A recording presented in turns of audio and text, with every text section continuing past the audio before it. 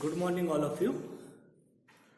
System analysis और design या software engineering का जो पेपर है, उस पेपर में आज अपन जो है डिस्कस करेंगे सिस्टम एनालिसिस एंड डिजाइन क्या होता है।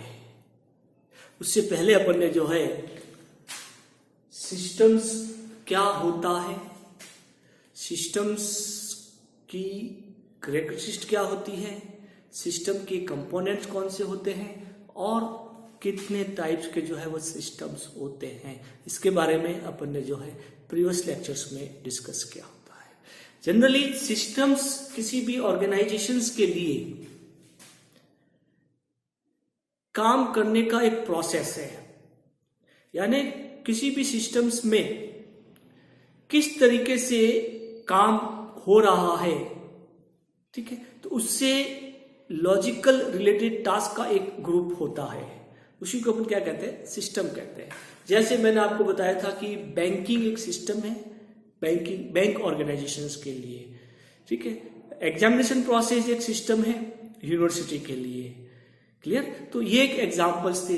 तो आज अपन जो अपने पेपर का जो मेन कॉन्सेप्ट है या आपके जो पेपर का जो सिलेबस है, ठीक है, चाहे वो सेड के नाम से जाना जाए या चाहे आपके जो है सॉफ्टवेयर इंजीनियरिंग के नाम से जाना जाए, ठीक है, उस सिस्टम को कैसे एनालाइज किया जाए और एनालिसिस करने के बाद उसको कैसे डिजाइन किया जाए, तो ये होता है सिस्टम एनालिसिस एंड डिजाइन। तो उसके लिए कौन कौन से जो है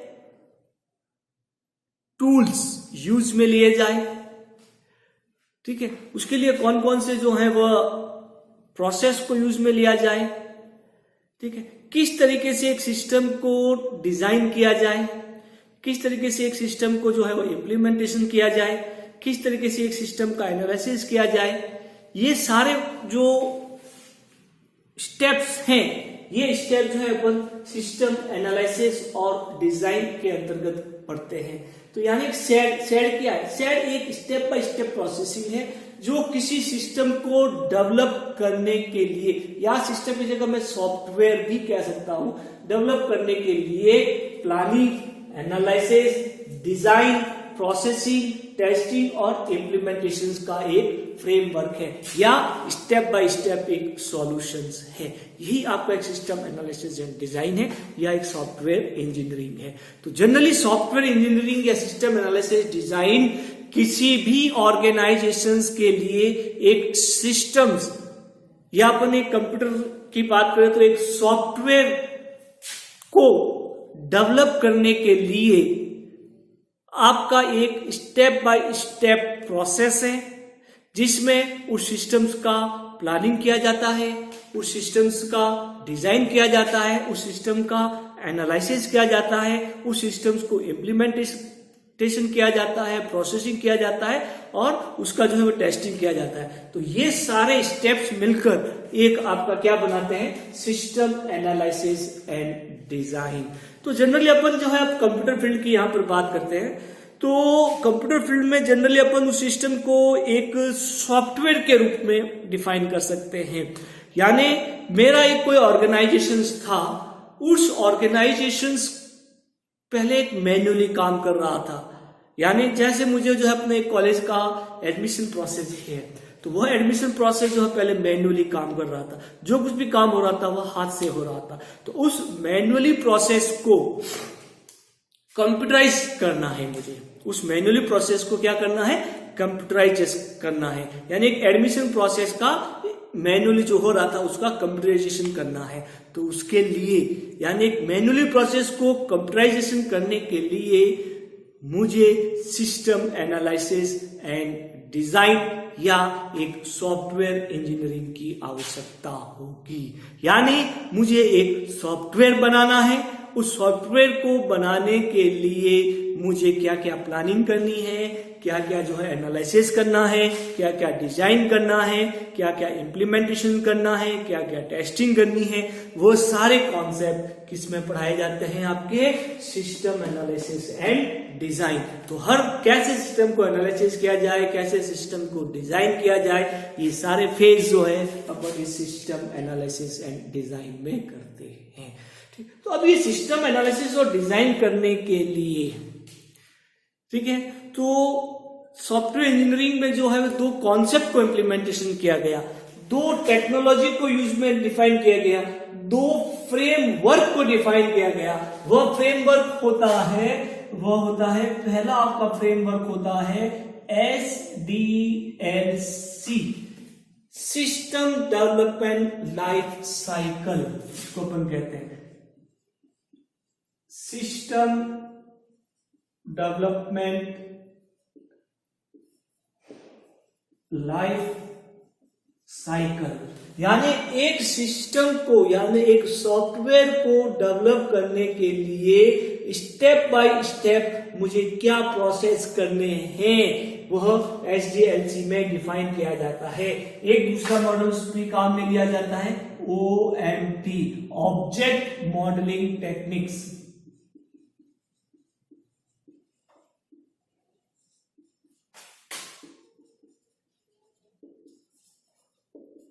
ऑब्जेक्ट मॉडलिंग टेक्निक्स होता है।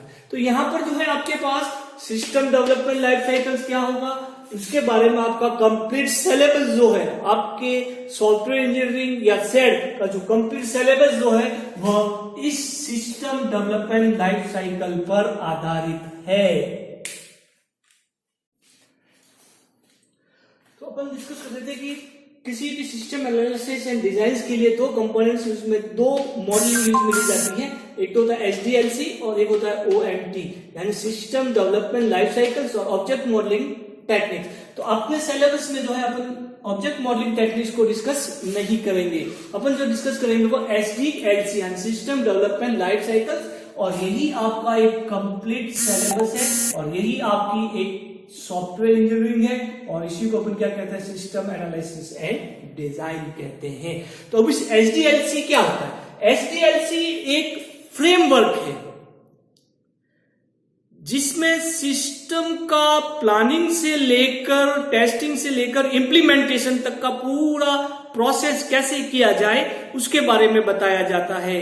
यानी एक स्टेप बाय स्टेप फ्रेमवर्क है जो सिस्टम या सॉफ्टवेयर को कैसे बनाया जाए या एक डेवलप किया जाए उसके बारे में बताता है। तो SDLC में कौन कौन से जो है वो स्टेप्स यूज में लिए जाते हैं, यानी अपन कहें कि किसी भी SDLC में जो स्टेप्स काम में लिए जाते हैं उन स्टेप्स को ही पूरा अपन क्या कहते हैं, सिस्टम डेवलपमेंट लाइफ साइकिल्स। तो SDLC के अंतर्गत सबसे फर्स्ट जो आता है वह आता है रिक्वायरमेंट एनालिसिस, प्रॉब्लम का आइडेंटिफिकेशन, रिक्वायरमेंट एनालिसिस, यानी जो भी आपकी प्रॉब्लम्स है, यानी आप किसी प्रॉब्लम्स को पहले आइडेंटिफाई करो, उस प्रॉब्लम्स के आधार पर अपन सिस्टम को डिजाइन करेंगे। यानी रिक्वायरमेंट क्या है, ठीक है, रिक्वायरमेंट एनालिसिस होता है। दूसरा जो उसका फेज होता है वो होता है आपके फिजिबिलिटी स्टडी, यानी आपका सिस्टम काम करेगा या नहीं करेगा, व्यवहारिक अध्ययन। उस जो सिस्टम है, जो प्रॉब्लम्स है, जो रिक्वायरमेंट है, उस रिक्वायरमेंट का व्यवहारिकता का अध्ययन, यानी वह आपके काम की है या नहीं है, ये सिस्टम बन सकेगा या नहीं बन सकेगा। तो इसमें जो है वो 3 तरह की जो है वह व्यवहारिकता काम में ली जाती है। एक तो होती है आपके पास टेक्निकल फिजिबिलिटी, एक होती है आपके पास ऑपरेशनल फिजिबिलिटी, और एक होती है आपके पास इकोनॉमिकली फिजिबिलिटी। इन तीनों के बारे में अपन डिस्कस करेंगे।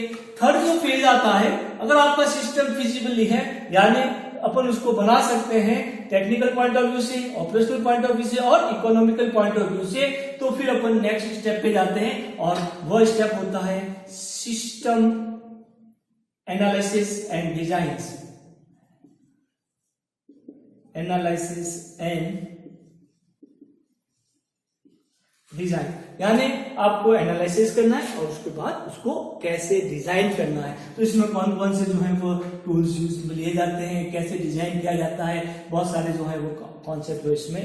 जब आपका सिस्टम में कंप्लीटली डिजाइन हो जाता है, उसके बाद सॉफ्टवेयर पॉइंट ऑफ व्यू से अपन उसको क्या कहते हैं, कोडिंग कहते हैं। We have to consider coding, coding को डिफाइन करना, कोडिंग बनाना।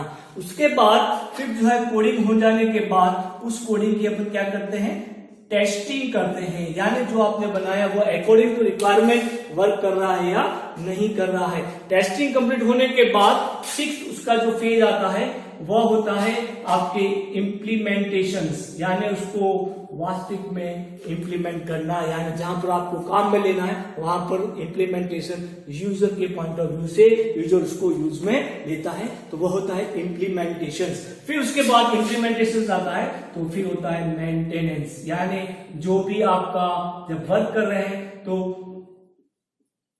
आपका मेंटेनेंस, यानी कोई भी छोटी मोटी जो प्रॉब्लम्स क्रिएट होती है उस प्रॉब्लम्स को इम्प्लीमेंटेशन किया जाता है। उसको टाइम टू टाइम जो है आपको उसका अपडेशन प्रोसेस भी चलता रहता है। तो किसी भी सिस्टम डेवलपमेंट लाइफ साइकिल्स में ये फेज होते हैं, requirement, feasibility, analysis and design, coding, testing, implementation और मेंटेनेंस, यानी यह एक साइकिल्स है। यानी आपके ये जितने भी फेज हैं वो फेज कंटिन्यू आपके एक साइकिल्स के रूप में कंसीडर कर सकते हैं, यानी एक कंटिन्यू जो है वो प्रोसेस चलता रहता है, रिवर्सिबल प्रोसेस भी अपन उसको कह सकते हैं।